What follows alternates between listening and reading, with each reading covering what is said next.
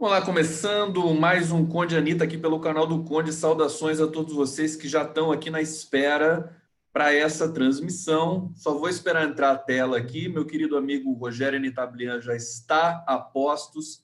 Tudo bom, Rogério? Na medida do possível, é infernal você cumprimentar as pessoas no Brasil. Tudo bem? Tudo bem. Como assim, né? Como assim tudo bem? Diga, Rogério. Complicado. Boa tarde aos amigos, boa tarde, Conde. Véspera de carnaval e essa situação afligindo o país, né, com muitas incertezas sobre o futuro próximo do Brasil. Muitas incertezas. Eu tô, particularmente, eu quero dividir com você, com o público aqui, o episódio do Cid Gomes. Realmente é chocante, tudo que envolve ali. Recrudescimento das milícias no país inteiro. Eu sei que você tem uma tese sobre essa das milícias e da influência estrangeira, mas vou querer começar te ouvindo, Anitta, falando sobre isso, sobre como é que você recebeu, quer dizer, um senador tomou 2 tiros no peito, por um milagre ele não morreu, enfim, envolveu ali esse processo em Sobral, no Ceará. Acho que é um episódio que exige uma atenção grande, até para não taxar nem a família Gomes, né, de algum tipo de abuso, etc., porque a situação é muito complexa. Fala, Anitta. O recrudescimento de níveis de violência medievais, né, pré-iluministas, o que a gente tem sempre denunciado. Nós tínhamos no Brasil, quando nós tivemos a proclamação da República, nós tivemos de 1889 a 1930 a Velha República, que tinha práticas cruéis, né? Pouca gente podia votar, quem não votasse de acordo, o voto era aberto, quem não votasse de acordo com os interesses dos fazendeiros da República do Café com Leite era sancionado, e era tido como um momento em que o Brasil estava dando um passo à frente em relação à situação anterior que vivia a época da monarquia, como se nós estivéssemos ganhando áreas de democracia. Agora, o que a gente está assistindo hoje, essa minha tese em relação à influência de componentes estrangeiros, de inteligência, vamos ser bem claros em relação a essa situação, porque eu acho, Conde, que linka, inclusive, com a CPMI das fake news, e como a CPMI das fake news estão sendo arrastadas, estão sendo as pessoas... sabe aquela coisa que o Vampeta dizia quando estava no Flamengo? Eles fingem que me pagam e eu finjo que jogo. Eu não lembrava disso. É nessa linha, sabe? Muitos deputadas que parecem compreender a situação. A gente vive um fenômeno também de uma certa mediocrização da capacidade das pessoas se debruçarem sobre estudos metodológicos, empíricos. As pessoas vivemos uma situação onde as pessoas não se dedicam muito mais a esse aspecto que eu acho fundamental, né? Não tem como você... Existe uma simplificação muito grande, né? A gente está as pessoas... Parece que o superego foi retirado de cena. Ninguém mais mede as consequências das palavras em redes sociais, na vida urbana, e as coisas vão se sucedendo. Ao mesmo tempo, a presença de muito medo, muita covardia, é paradoxal e ambígua a situação brasileira. Agora, você está dizendo uma coisa muito séria. Quer dizer, você tem que se basear em pesquisa, em estudo, para entender o que está acontecendo no Brasil. Existe uma negação dessa dimensão, né? Existe uma negação dessa dimensão, existe esse componente que você bem lembra, que você bem suscita, que o discurso é o tempo todo um discurso implícito de ameaça de uso de violência e, eventualmente, uso explícito da violência, como foi nesse caso dos tiros contra o Cid Gomes. E aí não se trata, efetivamente, de simpatia ou antipatia em relação aos Ferreira Gomes. Se trata de um dado concreto, onde você tem uma insubordinação que é inconstitucional, na sua literalidade. Você tem agentes públicos encapuzados, o princípio da administração pública, um deles que é inalienável, é o da publicidade. Então, não é possível que agentes públicos estejam homiziados, escondidos, com uma balaclava. Não é possível. Esse não é um regime democrático, esse é um estado de exceção. Mesmo que nós discutíssemos, sob a égide da Constituição, uma eventual contestação em relação à literalidade da lei que proibiria essa manifestação, nós precisaríamos entender que tem um princípio maior aí ferido, que é o da publicidade. Quer dizer, você está num estado onde você não conhece quais são os agentes que estão se manifestando e, eventualmente, transgredindo a lei. Nós assistimos, num período anterior, poucas horas antes, viaturas da polícia circulando por Sobral, impondo um toque de recolher, coisa que até tempos atrás nós ouvíamos, principalmente no Rio de Janeiro, em relação a grupos criminosos. Grupos criminosos, né? Então, o tráfico de drogas, esse tipo de coisa, muitas vezes tinha esse tipo de atitude quando tinha alguma baixa em conflitos com a polícia, ou fechava o comércio, exigia que as pessoas obedecessem a um toque de recolher. E nós tivemos isso por parte de agentes públicos. Então, antes da gente discutir se existem direitos legítimos ali sendo pleiteados ou não, a gente tem que discutir um princípio de racionalidade, sabe, quando aquela coisa do papo reto. Vamos conversar direito a respeito do que está acontecendo. Ninguém, em sã consciência, é a favor da violência. Imagino que não deva ser a favor da violência. Mas nós temos leis que devem ser cumpridas. E essas leis, elas estão sendo transgredidas de forma sucessiva, numa escala de aproximações sucessivas. Muito bom. Pessoal pedindo aqui para subir o som tá bom? Acho que tá bom. Estou sentindo aqui, o Anitta para mim está muito bom. Acenar para o pessoal do bate-papo, eu já vou fazer uma leitura aqui, saudar todos vocês, mas antes eu quero pegar o ritmo aqui dessa discussão com o Rogério e dizer o seguinte, a leitura desse episódio de Sobral, a leitura do Luiz Nassif me pareceu muito perspicaz, muito inteligente. Ele fez uma transmissão ontem à noite e ele disse o seguinte, quer dizer, o que tem ali, você não tem uma greve de policiais, você tem um motim, né, caracterizado, né, no conceito, na acepção máxima da compreensão da palavra, um motim. E o Nassif diz o seguinte, você pode discutir o grau de ousadia do Cid Gomes de pegar uma retroescavadeira, né, que é uma coisa temerária, realmente. Agora, o Nassif diz o seguinte, se ele não faz isso, esse grupo, né, que é miliciano, basicamente, acho que já entrou nessa gramática também das milícias, tomaria conta ali totalmente, quer dizer, sem nenhum tipo de sobreposição mais. A tese do Nassif. Eu acho que a gente precisa prestar atenção nisso e me preocupa demais. Quer dizer, nesse sentido, o Cid Gomes representou uma resistência a tudo que está acontecendo. Agora, Anitta, o Brasil, a gente tem declarações que estão sendo colhidas agora nas polícias militares do Brasil inteiro. Eu começo a pensar numa farquização do Brasil. Quer dizer, ser tomado, né, pelas polícias militares, que não são mais polícias militares, por sua vez, não respondem mais a governos estaduais, porque se sentiram autorizadas por um ente federativo, que é o Bolsonaro, por um presidente da República, que autoriza que se rompa na violência e se impõe à vontade à força. O que você tem a dizer sobre essas questões? Eu acho que combina mesmo com o cenário colombiano, né? Você tem grupos paramilitares de extrema-direita agindo no país há muitos anos e compreendendo esses grupos de extrema-direita como defensores dos direitos de parte de uma elite predatória associada com os interesses dos Estados Unidos da América do Norte. Quando eu falo na eventual presença de interesses e agentes estrangeiros nessa conflagração, eu remeto às manifestações de 2013, aos processos que levaram ao golpe contra Dilma, às manifestações que foram capitaneadas numa associação com a mídia e com parte do judiciário que, inclusive, está se manifestando a favor de uma perseguição contra o Cid Gomes. Já houve hoje manifestação de determinadas associações de magistrados dizendo que o Cid Gomes tem que ser responsabilizado.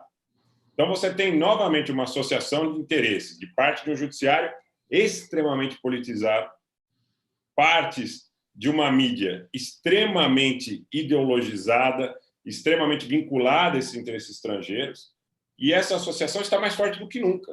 É só ver como cobrem essas situações a Band, a Record, o SBT, a Globo, e à luz do dia, com as notícias aí hoje veiculadas, inclusive pelo portal UOL, de que o tal do Fábio Weingarten, assunto que está cada vez mais esquecido, recebeu mais recursos do Edir Macedo, conforme as suas publicidades eram direcionadas, publicidades do governo, eram direcionadas em proporção maior à Record, na empresa pessoal dele, que ele diz que não é dele porque a mãe dele está administrando e o irmão do número 2 da SECOM é cogestor. Quer dizer, é uma brincadeira, né? É debochar da inteligência das pessoas, é subjugar o próximo, é subjugar a decência, a democracia, o Estado de Direito, de uma forma sucessiva. Queria lançar, Cone, uma situação que, inclusive, também está denunciada no UOL, que nós já tivemos a oportunidade de dar uns pitacos a respeito. O advogado do Hans River, aquele que foi mentir na CPMI das fake news, foi candidato a vice-governador de São Paulo pelo PRTB, numa chapa francamente bolsonarista. O PRTB, o partido lá do Levi Fidelis, né? Então, não preciso nem dizer do general Mourão, né? Eu acho que é dispensável, mas é uma associação. Tudo isso me lembra muito o encadeamento com o casamento da Carla Zambelli com o chefe da Força... Sabe, o marido da Carla Zambelli é o chefe da intervenção no Ceará. O padrinho do casamento da Carla Zambelli... não sabia que era do Ceará, sabia que era uma pessoa ligada aí às forças militares. É o chefe. Inclusive, a indumentária dele no casamento me chamou muito a atenção. Chamou toda a atenção, o Moro dançando, enfim, aquele símbolo da como é que se diz? Daquela maçonaria, né? Maçonaria, o símbolo. Toda a mise-en-scène, todo o cenário é propício para que a gente faça uma apropriação, sob o ponto de vista da linguagem, da semiótica, do aspecto imagético como um todo, medieval, de um Brasil, talvez, no bojo daquele momento de Casa Grande Senzala. Deixa eu só chamar a sua atenção, que é o seguinte, eu tenho muitos amigos medievalistas, muitos não, né? Porque não tem tantos medievalistas assim no mundo. Eles ficam super insultados quando a gente compara o Bolsonaro com o medieval. Fala, a Idade Média foi rica em muitas coisas, mas eu, digamos, eu entendo essa questão da metáfora, essa apropriação, mas é curioso, quer dizer, é tão bárbaro e inacreditável o que está acontecendo no Brasil nesse momento, que fica difícil você achar uma metáfora para classificar, né? Claro, a gente não vai conseguir... violência. É claro, a gente não vai conseguir ser, vamos dizer, extremamente preciso em relação a isso, ainda que a época medieval tenha tido suas nuances positivas. A gente pode tanto remeter ao medievalismo, como pode remeter aos períodos das dinastias, aos períodos de apogeu das monarquias, né?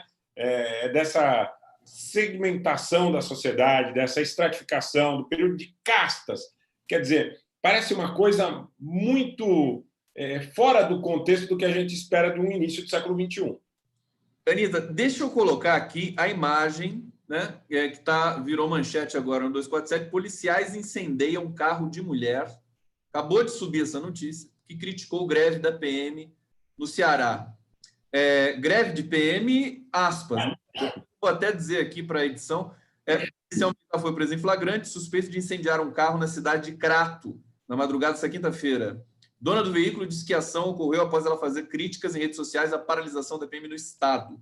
Um outro policial participou da ação e foi identificado, mas ainda não foi detido. Eu vou descer aqui, porque tem uma outra notícia que está ligada a essa, deixa eu achar aqui... Ceará tem 51 assassinatos em 48 horas de motim da polícia militar. É uma situação que está se degradando rapidamente. Você mencionou aí o casamento da Zambelli, essa situação que me parece que existe uma engrenagem que pilota tudo isso, que tem a ver com a execução do Adriano de Nóbrega na Bahia, no interior da Bahia, e agora dois governos do PT, dois governos estaduais do PT, prontos para serem devidamente todo esse noticiário instrumentalizado e propagado nas fake news dos grupos de WhatsApp. Você está sentindo que a direção está sendo essa? Tem mais. Tem na Paraíba também, como eles chamam no Nordeste, secaram os pneus de 6 viaturas, né? Aqui a gente chama de pneus sendo murchados. Lá eles dizem secar os pneus. Na Paraíba, 6 viaturas tiveram seus pneus murchados. No Recife, na terça-feira, houve uma manifestação parando o centro de Recife de policiais civis.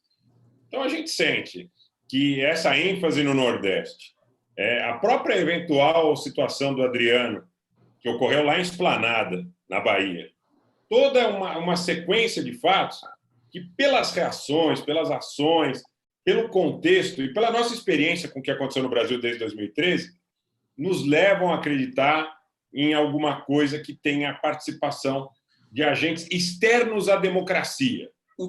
Muito bom, muito bem colocado, externos à democracia. Não é só o estrangeiro, né? Mas é o estrangeiro ao próprio princípio básico de civilização. O que você achou daquela postagem do Flávio Bolsonaro? Muita gente classificou de vilipêndio de cadáver, que é crime, né? Ele botou a autópsia, fotos da autópsia de um cadáver que não era o miliciano envolvido. O governo da Bahia se declarou publicamente, falou, não é essa foto não é da nossa perícia.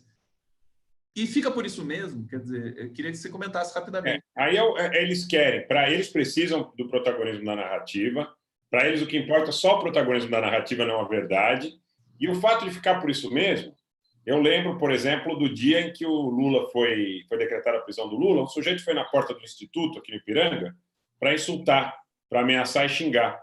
O ex-vereador de Diadema, Maninho, empurrou esse sujeito e, lamentavelmente, ele bateu a cabeça na quina de uma caçamba, sendo socorrido ato contínuo para o antigo Hospital Leão 13, que fica ali na frente, sobreviveu, ninguém quer que o sujeito morra, ao contrário dessa gente, a gente não busca esse tipo de solução, e o Maninho e o filho dele ficaram presos preventivamente por 4 meses, por tentativa de homicídio, sendo réus primários.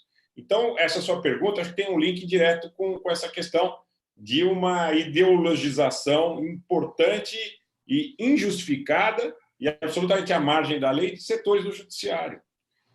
O que esperar? O que esperar, Conde?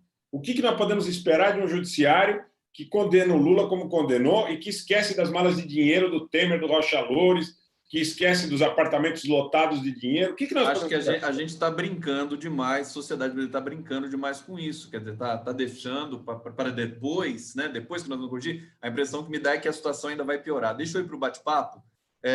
Vou ler aqui de baixo para cima, Eneida Posser dizendo: a direita quer mostrar que governos de esquerda não dão conta da segurança da população. Comentário inteligente aqui da Eneida Posser. Está dizendo: há indícios de que a Associação de Policiais do Ceará recebeu 120 milhões de onde esse dinheiro não foi de contribuição. Confesso que não vi essa notícia, mas realmente ela me parece bastante verossímil. Benedito de Jesus Marques Martins está cheirando a ditadura escancarada. Vou ler mais alguns comentários e a gente vem para a questão da ditadura, que eu acho importante o Anitta comentar aqui com a gente hoje. Salma Vilaverde poetisa Rebeca Alves, parecendo revolução da milícia depois da morte do poderoso chefão. Concordo com a de superintencional, bagunça institucionalizada como estratégia do atual governante, práticas que a gente já conhece. Anitta Blian, em meio, né, não é após, né, em meio a toda essa catástrofe, eu reputo a palavra catástrofe institucional que se alastra pelo Brasil, nós temos aí o general Heleno, digamos, atacando o Congresso, já mobilizando as milícias digitais também bolsonaristas para atacar o Congresso, e nós temos o governo furiosamente militarizado. Teve um artigo importante, Zé Dirceu, dizendo, e o Zé Dirceu é alguém que conhece a conjuntura brasileira já desde outros tempos, e foi, inclusive, vítima daquela ditadura que já foi, então, consagrada, infelizmente, ao nosso país, à nossa história, e está dizendo que a situação realmente é muito perigosa. A gente já comentou várias vezes sobre a ameaça de golpe militar clássico no Brasil com tanque na rua. Como é que você está vendo isso agora? Quer dizer, não precisa mais de tanque na rua. A gente vê que só o Poder Judiciário já dá conta. Mas não te parece que tem alguma coisa no ar aí no Brasil? Eu acho que existe um conflito entre grupos que estão à frente do governo já de algum tempo. Eu tenho a impressão que o Bolsonaro, fundamentalmente, é o famoso clown, é o famoso animador de auditório do Silvio Santos, o Liminha. Ele mexe com a galera, ele faz a galera dar risada, pular, bater palma. Atiça, né? Ele atiça. Ele atiça. Né? No Sul, eles chamam de entica, ele entica o público. Né? Então, o que acontece? Ele parece que é uma figura, não é bem uma figura decorativa, mas é uma figura que parece que não tem muita importância no processo decisório. Ele é mais um intérprete de uma situação que convém, que calha para esses setores que estão mandando no Brasil. Mas eu sinto que, ao mesmo tempo, como ele tem os filhos, que são muito ativos e tentam uma importância um pouco mais expressiva em relação ao que reservaram para o Bolsonaro, que os grupos que efetivamente mandam, que aparentemente os brasileiros, né, ou os que portam passaporte nacional, vamos ser muito francos, são os mandos militares, né? Os mandos militares, principalmente aqueles que estiveram no Haiti, que estão nos cargos de mando mais... Estão nos topos mais altos do governo. Entre eles, General Heleno, está o General Ramos, estão Pujol, Ajax... O que foi artífice da intervenção no Rio de Janeiro, o Braga Neto. Braga Neto. Para o Haiti, mas ele foi para a intervenção do Rio, que já também é sintomático. Não foi comandante da força no Haiti, na MINUSTAH, mas esteve na intervenção do Temer. O que eu sinto é que esses grupos, esse grupo, ele tenta, de alguma forma, mostrar para o Bolsonaro que o Bolsonaro não tem a expressão que imagina ter. Né? Então, há uma frição. Eu acho que você coloca, se me permite, você coloca uma questão muito interessante, importante, que é o fato do Bolsonaro ser o clown, ser o palhaço, não ter nenhuma direção ele próprio do que fazer, vai turbinando a ambição desses militares e eles vão, enfim, o próprio desejo deles, quer dizer, a psicologia. Eles vão querendo cada vez mais espaço. Quer dizer, ele vai basicamente criando condições para que a gente chegue no estado realmente de golpe militar, mais uma vez, nesse país. A impressão que eu tenho com relação ao seu comentário. Você concorda com essa interpretação? Eu não sei se é aberto, Conde. Talvez o que seria a minha interpretação, a tradução que eu faria disso, seria um movimento para afastar o Bolsonaro do poder e alçar o Mourão à presidência da República. Aí você está muito próximo, me parece também isso. Né? E eu temo por isso. Sabe por quê? Porque no dia seguinte vai estar a Miriam Leitão, Eliane Cantanhede, Luciano Huck... defendendo o Mourão. Defendendo o Brasil, defendendo uma pseudo-democracia, dizendo parabéns, as instituições funcionam, tiramos o arruaceiro, agora a coisa está boa. Exatamente. E o que o Mourão vai fazer? Ele vai reforçar a posição do Moro, do Guedes, a entrega da nossa soberania, né? E a sociedade brasileira vai ficar à mercê dessa situação, com uma probabilidade importante, expressiva, de que o Moro seja o candidato a sucedê-lo. Agora, deixa eu comentar uma coisa. Eu acho que você tem toda a razão. O Mourão, se isso acontece, vai dar um ar de normalização, as pessoas vão conclamar uns aos outros para tirar o Brasil dessa memória obscena Bolsonaro, mas a imprensa já faz isso com o próprio Bolsonaro também. Ele ofendeu, insultou a jornalista Patrícia Campos Mello. Nós tivemos 48 horas de indignação dos jornais, todos eles, todos os setores da sociedade brasileira defendendo a Patrícia Campos Mello. Hoje não tem mais nada. Hoje você não tem mais nem rastro de uma indignação. Estão falando do Paulo Guedes, estão falando que o Bolsonaro pode, inclusive, demitir o Paulo Guedes porque não conseguiu promover o crescimento que o Bolsonaro queria que ele promovesse. Como é que você vê essa situação? É uma comunicação. É uma temeridade. Ele, a essa altura do campeonato, o tal mercado que mostra sucessivamente, não tem absolutamente nenhum escrúpulo, nenhum alinhamento com o processo democrático no país, não quer que o Paulo Guedes saia. Se o Paulo Guedes sair, a economia vai dar uma... dólar vai lá para cima, capaz de passar... Ele acabou de dizer, o Paulo Guedes acabou de dizer que se ele sair, o dólar vai a R$7. Bom. Não sei se vai a 7, mas a 5 talvez vá. Você sabe, Anitta, sem querer te interromper, mas eu conversei anteontem com o nosso querido economista Paulo Nogueira Batista Júnior, e ele falou uma coisa muito curiosa, até experiência no banco, no FMI, no banco dos BRICS e tal, mas larga experiência internacional. Todos os ministros, todas as pessoas, dirigentes ligados à economia, eles são fleumáticos, eles são assim, equilibrados, né? Silenciosos, sabem falar sem dizer nada. Agora, ele diz que o Paulo Guedes não, o Paulo Guedes também é histriônico. Então, cada vez que o Paulo Guedes fala qualquer coisa, o dólar dispara, a bolsa cai, quer dizer, é uma situação muito delicada também. O próprio mercado acho que está meio assim com o Paulo Guedes. Falou, pô, mas quem é esse cara? Né? É difícil, né, Anita? Desculpa. É num governo que é totalmente histriônico. Né? É a marcha do governo, o fio condutor da narrativa dele está pautada em situações de aberração sucessiva que levam eles, inclusive, até a capacidade de sequestrar nossas pautas. As pautas importantes, que muitas vezes a gente vive nessa constante dúvida entre desmenti-los ou entre tornar irrelevante as declarações, no sentido de que eles não sequestram nossa pauta de forma permanente.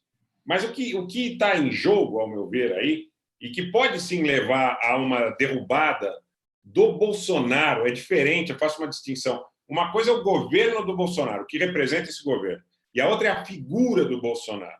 Então, você é a favor da derrocada, da impugnação dessa chapa numa eleição legítima, com mentiras nos aplicativos, oriundas de esquemas que vêm além fronteiras, além mar, do além-mar, ou você é a favor de simplesmente retirar? Essa pergunta eu tenho feito nas minhas últimas lives. O Bolsonaro do poder, porque o Bolsonaro é um sujeito inconveniente, é um sujeito incompetente, incapaz para o exercício da função. Porque nós podemos entrar numa grande armadilha. Eu tenho uma tese sobre isso também. Eu acho que o Bolsonaro, eu acho que se ele, a meu ver, né, se ele saísse de cena, eu acho que o cenário, pelo menos, talvez ficasse até mais difícil, mas pelo menos a gente restabeleceria uma espécie de diálogo mais franco entre setores da sociedade, em que a esquerda pudesse se restabelecer de novo como uma voz, um discurso. Porque o Bolsonaro ele sabota a possibilidade do debate. Né? A presença dele é sabotadora nesse sentido. Sem ele, sinceramente, eu não sei se esses outros elementos, sobretudo os militares, teriam condições de fazer prosperar esse nível de catástrofe, de colapso do sentido, quer dizer, de insulto para lá e para cá. Mas isso é uma tese particular minha, eu entendo perfeitamente a sua, de dizer que assim é um risco talvez maior ainda, né? Tirar o Bolsonaro. Eu imagino no dia seguinte a Vera Magalhães no Twitter dizendo: democracia e instituições funcionam plenamente no Brasil. Bolsonaro foi afastado porque não cumpriu a Constituição, assim como a Dilma com as suas terríveis pedaladas. Mas você não acha que ficar nessa expectativa é excesso de ansiedade, Anita Blian? Porque será que a gente não tem de passar por isso para a gente poder ir para outro patamar? Sabe? Eu tenho dúvidas. Escarafunchar, quer dizer, uma ferida para você poder sair daquela mesmice, né? Eu tenho muita dúvida em relação a isso, porque eu acho que o governo do Mourão seria uma agudização da representação dos militares, desses militares alinhados com interesses estrangeiros, lamentavelmente. Você vê uma empresa como a Embraer no Brasil, que está tendo todos os seus processos de investimento em tecnologia de décadas, sugado por interesses estrangeiros, enquanto você vê, por exemplo, na China, a Comac, aproveitando, né, dessa situação, desse duopólio entre Boeing e Airbus, para ganhar espaço no mercado internacional. Né? E o que aconteceu aqui no Brasil? Os militares, mandos militares relevantes, importantes, e que eu sigo não acreditando que seja a totalidade nem dos altos mandos, nem das tropas, se alinharam a um interesse externo.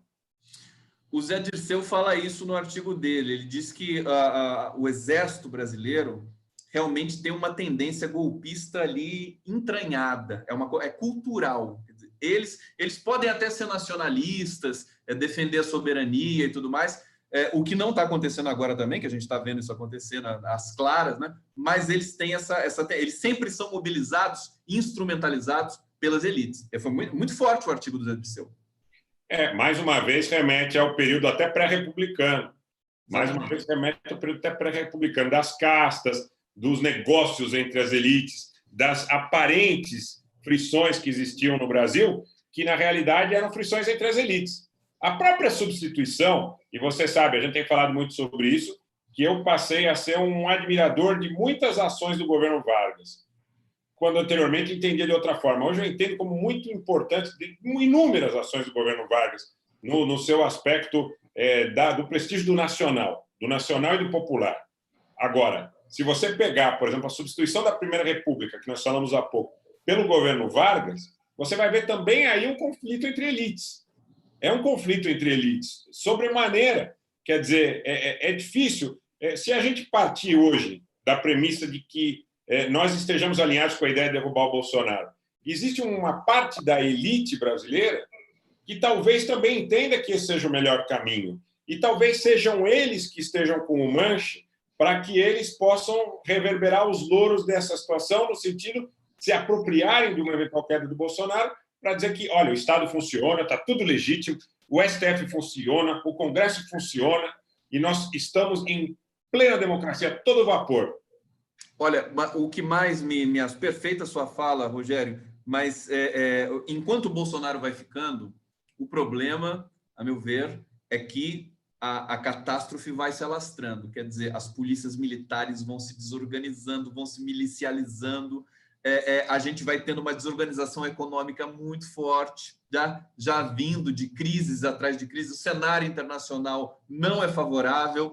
É um processo de degradação muito forte. Eu tenho dito que em 2020 a gente vai ver incêndios na Amazônia como foram piores do que 2019. Aquele problema não foi sanado.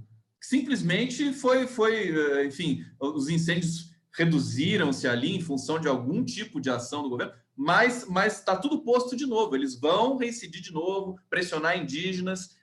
Então, eu acho que esse é o detalhe. Quer dizer, a perpetuação do Bolsonaro até 2022 vai levando o país para uma situação de desastre total. Eu faço uma ponderação, quer dizer, se a gente puder ter democracia na sequência disso, e se o Lula tiver, como ele vai anunciando em todas as pesquisas também, como o grande adversário do bolsonarismo e do Bolsonaro, o país vai estar tão carente de governo e de uma nova política pública que o Lula nadaria de braçada de novo. Agora, precisa combinar com os russos, né? Desculpa, Anitta, me estendi aqui. Não, que é isso. Olha, um exemplo absolutamente clássico dessa situação que eu falei há pouco, que eu defendi há pouco, é o conflito hoje no Twitter entre o antagonista e o Bolsonaro. Quando o antagonista dá um cutucão no Bolsonaro, o Bolsonaro responde, falando sobre segurança pública, aquela mexicanização que o Brasil está vivendo, né? A mexicanização não no sentido de atentado contra o México, mas do que existia no México dos cartéis, na época do Peña Nieto, principalmente. O México viveu um momento onde muitas situações eram levadas para a opinião pública como situações favoráveis. A criminalidade está diminuindo, a apreensão de droga está diminuindo. E aí eu convido os amigos e amigas que não tiveram oportunidade para que assistam, para terem uma ideia do que significa isso, que demandaria muito tempo para nós entrarmos nos meandros, assistam El Chapo no Netflix. Tá? El Chapo é fantástico. Demonstra claramente o que acontece quando você coloca grandes números de prisões, o crime caiu, a apreensão recorde no tráfico de drogas. O que existia, na verdade, era um alinhamento do governo com setores que eram, vamos dizer, opositores daqueles que estavam sendo desbaratados. Nada mais, nada menos. Havia só uma realocação da criminalidade de uma maneira que as pessoas pudessem entender que o Estado estava presente coibindo a criminalidade. Não tem uma política pública do Moro, que é um incompetente, sob o ponto de vista gerencial, para diminuir a criminalidade no país. Uma. Eu não conheço uma. O que é investimento em inteligência, aparelhamento, concursos? Qual é a política pública de segurança do Moro, a não ser reverberar bobagem no Twitter e louros de algumas secretarias de segurança estaduais? E se omitir sobre tudo que acontece em termos de catástrofe no país, que vai acontecendo, né? Por exemplo, a própria execução do Adriano de Nóbrega na Bahia também é uma coisa que o Moro não se manifestou, ficou omisso com relação a isso. Deixa eu ir para o bate-papo. Eu tinha selecionado um comentário aqui da Verônica Vidal. Ela está dizendo o seguinte: a ação orquestrada contra os governos progressistas do Nordeste. Precisam lutar juntos contra essas milícias bozolóicas. Os governadores do Nordeste, realmente, eles se impuseram como uma frente, né? 9 governadores tomando decisões entre si, fazendo digamos, um anteparo para essa alucinação que se apoderou do Planalto.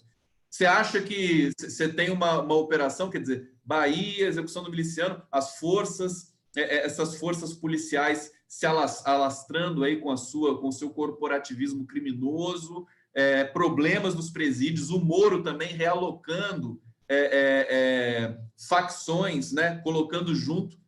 Isso é crime contra a humanidade, quer dizer, o Moro deveria ser preso, né, por essa ação, por exemplo, de colocar, acho que ele levou o PCC para o norte, para as prisões do norte. O que aconteceu?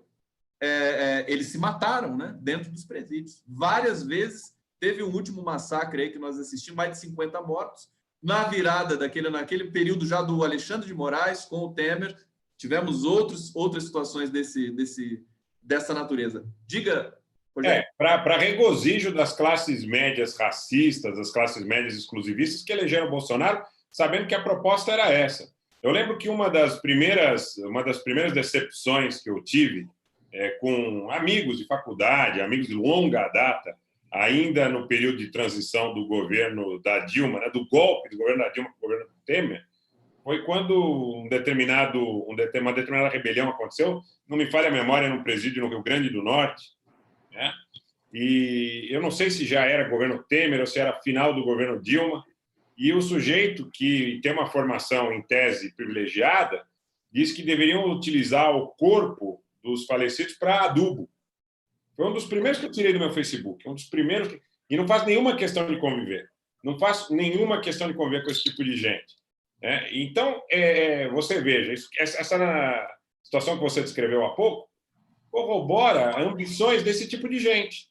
Olha, coloca mesmo as facções que estão em desacerto junto. Coloca para eles se matarem, né? Para eles se matarem, tomara que morram, o Estado está financiando comida. É por isso que eu acho que quando eu acho que uma hora a gente vai ter de discutir isso, o mundo vai ter de discutir isso, o mundo parece estar meio perplexo também, meio não, é muito perplexo com o Brasil, porque aí caracteriza de fato uma política de extermínio, que deveria levar ministro, presidente da República para a prisão. Quer dizer, matar em massa, né, a população carcerária brasileira nesse tempo deliberadamente, eu acho que não tem o que discutir aí. Desculpa, Anita. É perfeito. Numa situação de normalidade jurídica, estando no bojo do Estado Democrático de Direito, é princípio basilar do Estado Democrático de Direito preservar a vida.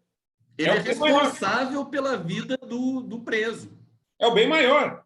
É respeitar o direito à vida do cidadão, independente de qualquer coisa. Aí eu vejo muita gente que me faz a seguinte pergunta. Isso está tão arraigado, o Código Penal do Datena está tão arraigado que a primeira coisa que essa gente fala é o seguinte: mas se um dos seus filhos fosse vítima de algum tipo de violência? É a primeira coisa que eles perguntam. Você também ia querer cortar a cabeça do cara, você também ia querer meter bala e porrada e tal. Eu digo, olha, essas situações todas, você tem uma sociedade que tem que trabalhar para mitigar, para minimizar a possibilidade de socorrer. E tem que cumprir o ordenamento jurídico. Se você chegar à conclusão de que a sociedade adoeceu a ponto de que nós instituamos, inclusive o Brasil é signatário de tratados, de pactos e convenções que proibiriam, mas vamos dizer, em tese, em abstrato, de forma absurda, se a sociedade adoeceu a ponto de acreditar que a tortura vai solucionar alguma coisa, que a política é tão deletéria que deveria ser extinta e que nós deveríamos resolver nossas diferenças com base no porrete, na bala e na bomba, muda a Constituição. Muda a Constituição. Agora, o que você não pode é ter um Estado que não respeita a Constituição. Se na Constituição está dizendo que não pode ter pena aviltante, que não tem pena de morte, que não tem tortura, você não pode fingir, por isso eu falei no começo do nosso papo, você finge que aquilo é cumprido, não é? E quem está responsável pela fiscalização faz que acredita que a população acredita naquilo. E aí a gente tem também ainda o processo de perplexidade da sociedade brasileira, que diante de tudo isso, o que nós fazemos? Emitimos notas de repúdio. Eu estou chateado com isso. Né? Oi? Os jornalões, são os editoriais dos jornalões. Isso, os editoriais, nota de repúdio. Não, mas setores também da sociedade civil, né? Juristas, tal. Nota de repúdio, nota de repúdio. Não, tudo bem, acho importante a nota de repúdio, mas o Cid Gomes pega uma retroescavadeira. Eu não sei se talvez não fosse a hora da gente começar a pegar retroescavadeiras. Eu vou colocar uma notícia aqui, online para a gente, importante, queria que você comentasse aqui junto com a gente, Rogério Cai. Investigação terá revelação bomba sobre movimentações financeiras de Adriano. A gente tem uma matéria da Veja que está saindo agora, né? Está indo agora para as bancas de jornais, e que há um farto material sobre as movimentações financeiras do Adriano. Inclusive, tem outro dado também, que o corpo, do cadáver do Adriano está apodrecendo no IML do Rio de Janeiro, porque eles não têm câmara fria para guardar o cadáver, para você ter uma ideia, né? Tem uma carta manuscrita que foi enviada para a Justiça Federal sobre isso. E aí nós temos aqui, entra o Witzel nessa história, né? Sobre o miliciano, declaração da viúva Júlia Melo Lotuf, que aponta que Adriano havia lhe contado ter transferido 2 milhões em dinheiro para a campanha do governador do Rio, Wilson Witzel. O governador nega e ameaça processá-la. É uma situação bem delicada, porque coloca o Witzel também, aí a gente vê essa guerra também política entre Witzel e Bolsonaro, ambos tentando ali, ampliando os seus tentáculos entre as milícias do Rio de Janeiro. Queria que você comentasse isso, quer dizer, o Witzel também não é um amador nessa história. Né? Não é um amador, mas tem 2 pontos aí para nós considerarmos. Pode ser que seja verdade. Agora, tem a falta de credibilidade da revista Veja, tem o fato da Veja muitas vezes atuar em consonância com interesses do general Heleno, e tem também, por outro lado, a situação da viúva. A gente não sabe que tipo de situação que ela pode estar vivenciando. Até nos referindo a um processo de mexicanização do país, pode ser que essa narrativa tenha interesse, eventualmente, de preservar alguma futura revelação que parta do Witzel, no sentido de criar uma espécie de anteparo, uma espécie de blindagem em relação... O Brasil sempre foi assim, né?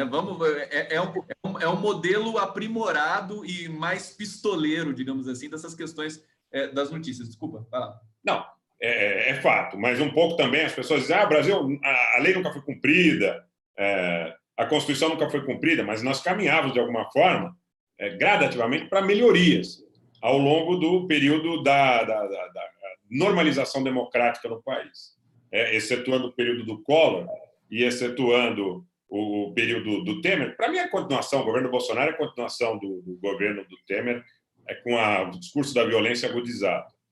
Mas você tem, muitas vezes, essa narrativa por parte das pessoas nas ruas. Mas sempre foi ruim, que, aliás, o bolsonarismo, de alguma forma, aproveita.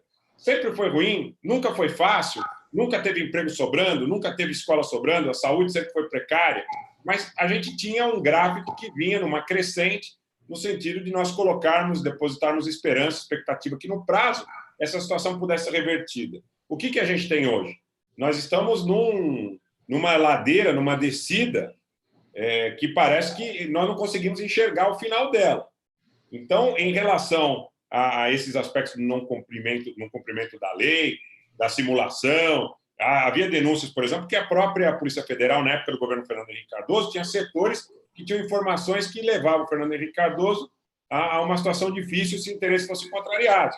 Isso se falou o tempo todo, inclusive em relação ao filho, que não era filho dele, que depois teve toda aquela situação, depois disseram que era filho do genro do Sarney, aquela confusão toda, né? Então, isso existe uma situação histórica de um Estado fora do Estado, mas nunca como hoje. Nunca como hoje. Tanto é que uma informação dessa relevância, dessa magnitude, nos faz, de alguma forma, ficarmos alertas para a possibilidade de ser algo plantado. Pode ser algo plantado, pode ser que as revelações que partam da polícia do Rio de Janeiro em relação ao Adriano sejam deletérias em relação aos interesses do Bolsonaro. Pode ser que ele diga que tem que politizar, dizendo: olha, o Witzel está comprometido porque recebeu dinheiro, sabe? A gente não sabe que tipo de constrangimento pode estar passando a viúva do Adriano. Será que ela se a gente tivesse em condições normais, temperatura e pressão, que é uma coisa que faz tempo que a gente não sabe o que a gente poderia dizer assim: eles que se matem, essa direita de proveta, e aí a esquerda vai e ganha um espaço no debate. Só que não é assim, né? Na verdade, eles brigam entre si e eles crescem entre si porque eles tomam as redes e promovem uma adesão enfim, dos segmentos digitais, que daí nem preciso dizer se é milícia. Agora, o que é uma característica dessa engrenagem brasileira de comunicação política é o seguinte: sempre a matéria da Veja, a matéria da Isto É, a matéria da Folha, sempre tem um interesse, tem um dedo de um político que está ali, o Serra, né? tal, sempre operando para antecipar uma revelação que vai vir depois, para neutralizar, né? É uma situação de muita ansiedade, né, Anitta? Sim, é um jogo muito intrincado, né? É um jogo muito intrincado e é onde eu insisto que na própria insurreição que está ocorrendo no Nordeste de maneira concomitante, você pode ter um dedo de inteligência fora do aspecto do ordenamento jurídico e da democracia. Ontem houve uma notícia que depois foi desmentida, já não sabe em que situação se encontra, que a Guarda Municipal do Rio de Janeiro poderia parar no Carnaval. Houve um encontro em São Cristóvão e esse encontro em São Cristóvão teria decidido que a Guarda Civil pararia durante o Carnaval. Depois o comando da Guarda desmentiu, não sei em que pé está essa situação. Mas são informações muito preocupantes. Às vésperas do Carnaval. O que será do Carnaval brasileiro? Tem duas informações sobre isso. Tem uma do meu querido amigo cartunista Renato Arueira, que mora ali no Leblon, está ali no Rio de Janeiro, dizendo que nunca tinha visto tanto policiamento nos blocos de rua do Rio de Janeiro. E outra, que é uma notícia de que cancelaram 5 desfiles, acho que em Fortaleza, por falta de policiamento. Quer dizer, tem um jogo, até na manifestação popular do Carnaval, que enfim, reveste toda essa nossa catástrofe política aí. Deixa eu ir para os comentários, tem muita gente comentando aqui. A live está bombando, viu, Anitta? Rogério Udiati, precisamos de uma nova Constituinte já, que a atual Constituição foi para o beleléu desde o golpe de 2016. Vanderlete, boa tarde, Rogério Conde. Deixa eu ver aqui mais. Laranja acima de tudo, está dizendo aqui. Excelente a sua observação e reflexão. Berenice Feitosa, é um diálogo interno aqui do bate-papo. Deixa eu ver se eu identifico aqui. Fabiano Franca está dizendo: massacre do Carandiru, secretário de Segurança Temer. Olha só o que ele está lembrando aqui, né? O massacre do Carandiru, 111 presos mortos, né? Assassinados, executados. Tânia Dadai está dizendo: a sede do PSOL em Niterói sofreu ameaças ontem com panfletos dando ultimato ao partido com os dizeres: Marielle ausente, comunista bom é comunista aborto. A gente está... eu queria voltar naquela história seguinte: se eles estão se matando, se eles estão se contra-atacando, por um lado, o Lula está aí, está articulando, de olho nas eleições de 2020. Temos a chapa em Porto Alegre, que é a Manuela e o Miguel Rosseto, uma chapa forte. Então, no Rio de Janeiro vai ter o Marcelo Freixo, com a Benedita da Silva, provavelmente. Em São Paulo, ainda a coisa está, né, do ponto de vista eleitoral, ainda está aberta, mas possivelmente pode ser o Haddad. Algumas pessoas apostam que... Muita gente dizendo que o Boulos deveria ser apoiado pelo PT e tudo mais. Agora, o problema é que nós não estamos nessas condições de um debate público organizado mais no Brasil. A gente está nas mãos de milícias digitais e de milícias da polícia, das polícias militares. Quer dizer, muitos candidatos foram eleitos com essa engrenagem funcionando, inclusive o Witzel, e inclusive aqui em São Paulo e em Minas Gerais também, que é os 3 estados mais ricos do país. Comenta para a gente essa situação. Você tem um reflexo dessa situação que ocorreu em São Paulo, no Rio e em Minas Gerais, reflexo de todo um trabalho que foi feito no sentido de eleger um parlamento, a característica do parlamento que foi eleito. Você lembra que na véspera da eleição, é sempre bom frisar, Suplicy estava em primeiro em São Paulo, Requião em primeiro no Paraná, Dilma em primeiro em Minas Gerais. Nesses 3 estados, discutíamos quem seria o segundo senador eleito. Exatamente. E esses 3 senadores pretensamente eleitos, não foram, os 3 candidatos não foram eleitos ao Senado, assim como no Rio, Lindbergh disputava uma segunda vaga e ficou lá atrás, né? A gente sabe da importância das mentiras nos aplicativos. Na CPMI, no depoimento dos donos da Iacovs, ou dos donos da Iacovs, ou dos testes de ferro, não sei, apareceu uma prova material do conteúdo dos disparos. Eles se atrapalharam, né? Inclusive não juraram dizer a verdade, porque disseram que, orientados por advogados, acreditavam que pudesse ser usado contra eles. Nós temos farta materialidade para provar que esse processo foi um processo totalmente viciado e orientado a esse resultado. Dória, Zema, Witzel, Haroldo, senadores do Paraná, senadores de São Paulo, senadores de Minas Gerais. Nós tivemos um processo orientado a partir de interesses externos à democracia. E agora está faltando Você acha coragem. que isso pode se repetir? Pode. Pode, até porque Eu também acho. é até aquele exemplo que você dá para a criança. Olha, se eu bater na meu irmão, na minha irmã, não vai ter nenhum tipo de sanção. Eu vou continuar brincando no game, no computador e tal. Então vai achar que no outro dia pode bater mais, pode bater de novo, né? Então, realmente, nós temos materialidade. Agora, existe uma anomalia no funcionamento do Estado de Direito, que a dona Vera Magalhães, que o seu Aloysio Nunes, que a dona Jovem Pan, que o seu Estado de São Paulo, quando fazem críticas ao Bolsonaro, eles esquecem desta anomalia que pode, inclusive, atingi-los a todos nós, indistintamente. Você tem materialidade. Os disparos foram feitos. Quem pagou? Por que isso aí não anda? Isso aí não anda porque quem paga o advogado do Hans River, o tal candidato a vice do PRTB em São Paulo? Se ele diz que não tem dinheiro para comer, como é que ele tem dinheiro para levar um advogado de uma banca cara? Quem paga? Vamos dizer, nesse caso, eles vão dizer assim, não pode ferir o Estatuto da Ordem. Mas, em relação aos advogados do Lula, grampearam até os escritórios deles. Quer dizer, eu tenho dito a máxima que pau que bate em Chico não bate em Francisco. Em contrapartida, muitos amigos têm dito que agora não é pau, é bala. É né? bala. É bala. Então, essa normalidade no Estado Democrático de Direito, essa intervenção externa, essa intervenção alienígena, eu diria alienígena no sentido lato do termo, eu diria o seguinte: ou nós vamos unir a sociedade brasileira para mostrar para a sociedade brasileira que todo mundo vai perder com isso, ou nós vamos correr o risco de repetir esse resultado em 2020, de outros senadores serem atingidos, como foi o Cid, e sem entrarem na retroescavadeira, e da sociedade viver sob o jugo de uma anomalia que vai custar caro para todo mundo. Perfeitamente, quer dizer, não vai precisar entrar em retroescavadeira para tomar bala. Do jeito que esse pessoal está se assanhando, eles estão se sentindo os poderosos. Tem aí um presidente de entidade das PMs, dos policiais militares, que está dizendo assim, não, o Bolsonaro não manda nada, é a gente que manda aqui no nosso pedaço. Quer dizer, já está havendo uma dissidência de tão desorganizado que se tornou essa dimensão. Eu quero terminar, a gente está no último bloco aqui do nosso papo com a Anitta, sempre bombando muito aqui no canal. Fazia tempo que eu não tinha tanta gente ao vivo aqui, quase 500 pessoas. Obrigado, viu, Anitta?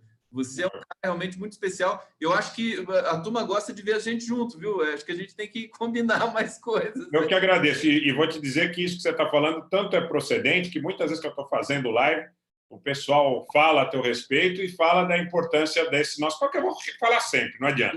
Eu acho que é importante mesmo a gente estar sempre junto, viu? Porque o pessoal vem que nem... para acompanhar, para se divertir. Sabe o que eu acho que acontece? Que assim, eu trago as teses, você traz as suas teses e a gente vai acelerando o passo, né? E sempre passa muito rápido, né? Passa rápido. Eu queria terminar já, né, fazer um contraste com tudo isso, para a gente terminar em alto estilo. Tem um depoimento do Cacai, que é um dos maiores advogados do país, o Almeida Castro. Ele diz dignidade. Ele estava presente quando o Lula foi fazer aquele depoimento que foi enfim, o Moro acionou a Lei de Segurança Nacional. E aí ele deu esse depoimento divulgou, né? Saímos agora do interrogatório do Lula. Isso aí viralizou, todo mundo leu, o pessoal que já conhece, mas eu faço questão de ler um trechinho, né? Que eu acho que é importante, acho que eu vou contextualizar para você, né? Ao ver essa audiência, eu passo a entender por que parte do MP político o perseguiu e o denunciou. Passo a ter certeza da posição política parcial, maldosa desse juiz que é hoje ministro. E o Cacai continua, né? Usurparam, roubaram, estupraram a verdade e a democracia. Esse fascista completamente inepto, despreparado, está falando do Moro, né? E ignorante, que preside o país, não, estou falando do Bolsonaro, preside o país, deve ao grupo que dá sustentação ao ministro da Justiça ter chegado à presidência. E aí ele finaliza, ou resistimos ou todos os avanços serão liquidados. Ele ficou muito impressionado e passou essa dimensão para a gente da dignidade do Lula, da postura do Lula diante desse juiz, que inclusive parece que era um juiz de origem humilde e que também ali teve uma, digamos, uma empatia, né, posterior com o Lula e tudo mais, se cumprimentaram ali com uma relação de respeito.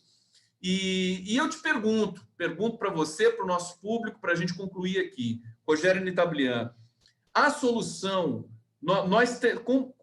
no que você aposta como conduta dos segmentos democráticos brasileiros. Você acha que a tese do Lula, a compreensão de democracia exacerbada que ele tem, pode ser aquilo que vai demolir essa catástrofe, esse estilhaçamento da possibilidade de debate público e dessa violência generalizada que se instalou no Planalto?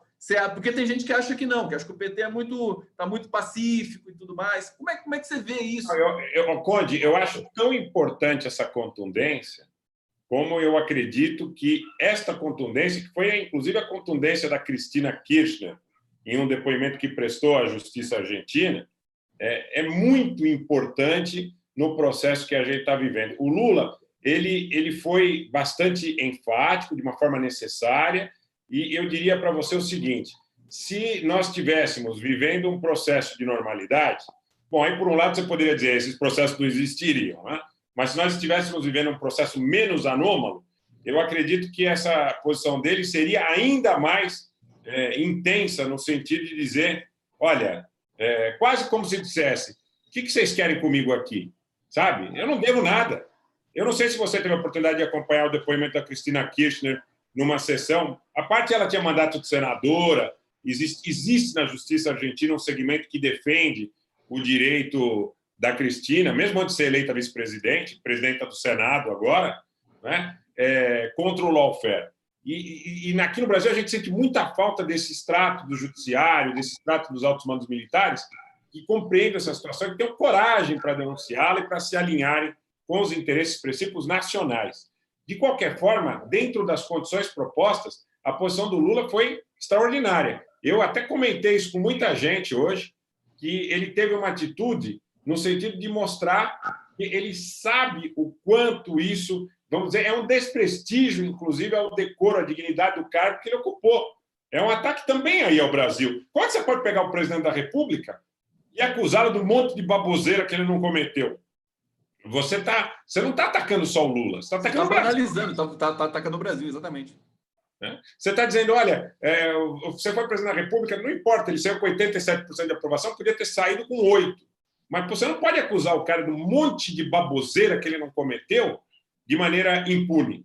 Então, quer dizer, eu acho que essa indignação dele não é só em função do Valisney, da eventual empatia que tenha ocorrido ali. É de uma justa indignação e de uma necessidade de chamar a atenção da sociedade brasileira, de parlamentares, senadores, deputados, deputadas, senadoras, para a ideia que nós precisamos falar com contundência. Eu tenho falado nos últimos tempos, nós não estamos única e exclusivamente contra a milícia. Porque o que acontece? A milícia chegou no poder e tal. O que nós precisamos saber é quem prendeu o Lula, quem afastou a Dilma, quem estuprou a democracia brasileira, quem entregou a dignidade, a soberania nacional, tornando o Brasil submisso e subserviente a embaixadas estrangeiras, e não foi a milícia, não foi o seu Zequinha lá de Campo Grande, nem de Duque de Caxias, nem de Nova Iguaçu. E eu acho que esse tipo de postura do Lula estimula os parlamentares, que tenham, inclusive na imunidade parlamentar, uma possibilidade teórica de se manifestarem, a que alarguem o espectro desse discurso. Quem colocou o Brasil na situação em que se encontra? Grande Rogério Entablian, perfeita a sua fala, concordo com você. E acho que, enquanto você estava dizendo, estava pensando, quer dizer, qual que é a postura que a gente espera da nossa esquerda, do segmento democrático? É firmeza, é usar a palavra, não precisa usar a porrada, as armas. Eu acho que a gente pode exercer, eu acho que a palavra, inclusive, é muito mais forte do que esses recursos aí, que são de uma esquerda romântica, né? Não, vamos pegar a metralhadora e vamos resolver tudo isso. Eu acho que a palavra é forte, acho que o Lula traz isso, e eu acho que você colocou o tom. É o tom da resposta que a gente tem de dar a tudo isso. E não nos equipararmos a esse segmento fascista. Rogério Entablian, o pessoal aqui está super contente com o nosso programa. Quero agradecer a todo mundo que assistiu aqui. Conde Anitta, estaremos de volta na semana que vem. E agradecer você, Rogério. Vou fazer a live na sequência aqui, porque ontem já não fiz, porque a gente fez uma entrevista que foi além, mas hoje eu tenho de fazer essa live aí e a te agradecer, como sempre. E vamos para o Carnaval. A gente não falou do Carnaval, falamos um pouquinho, né? Mas vamos tentar ver se essa alegria politizada que acabou brotando nesse momento, que o Carnaval acho que é a nossa instituição mais séria nesse momento, né? É a mais confiável, que tem mais credibilidade. Obrigado, viu? Um abraço. Eu que agradeço, Conde. Muito obrigado. Quem ainda não me segue, vai lá no meu canal, me segue. Rogério Anitablian. Estou no Twitter e no Facebook também. Twitter é importante, hein, pessoal? Se vocês estiverem lá, nos sigam no Twitter também.